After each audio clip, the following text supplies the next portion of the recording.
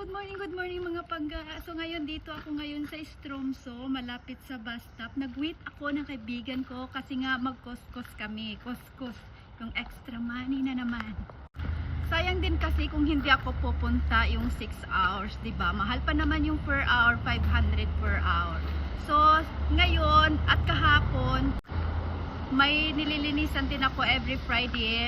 Talagang every Friday ko talaga yung nililinisan. At kahapon naawa ako sa anak ko kasi kung naalala nyo, umuwi na yung anak ko kahapon after 1 week. So pag uwi niya kahapon, ginawan ko siya ng dinner, kumain kami together. So after that, after niyang kumain, so nag-snack siya, ginawan ko siya ng dessert. Then after nag-snack siya, naglaro ng PC. So yun, after that iniwan ko siya. After mga 4 hours siguro siyang dumating, 5 hours, iniwan ko siya kasi kailangan ko na namang maglinis. So masakit sa akin, masakit yung iniiwan ko siya. Tapos especially kahapon na kararating lang niya. But hindi ko naman siya iniwan agad ang pagkarating niya. Nag-take pa ng 5 hours. Sinamahan ko muna siyang kumain ng dinner. Kumain muna kami ng dinner together. Ipapakita ko nga lang sa inyong mga pangga, itong church na to, dito talaga kami lagi, dito mga Pilipina, nag-party-party dati.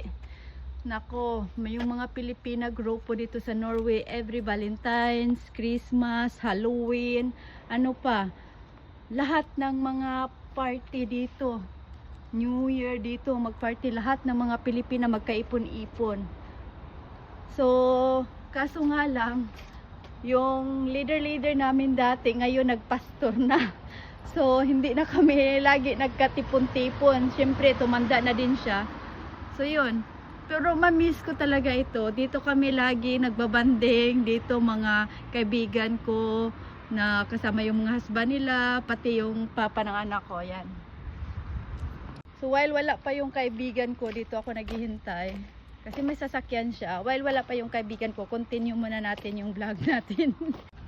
Yun nga, masakit sa akin yung iniwan ko yung anak ko kahapon. Kauwi lang niya. Tapos ngayon din. Masakit sa akin. Pero walang pero. Masakit sa akin. Pinaintindi ko naman sa kanya na kailangan kong mag-extra. Kasi sayang din kasi. So bukas wala din akong trabaho. Kasi pag weekend wala naman trabaho yung kindergarten. But bukas may ano kami sa activities niya, parang football tournament, pero wala siyang football, but kami yung magtitinda doon at yung kita na pera doon sa grupo nila na football. So yun, ang daming mga gagawin.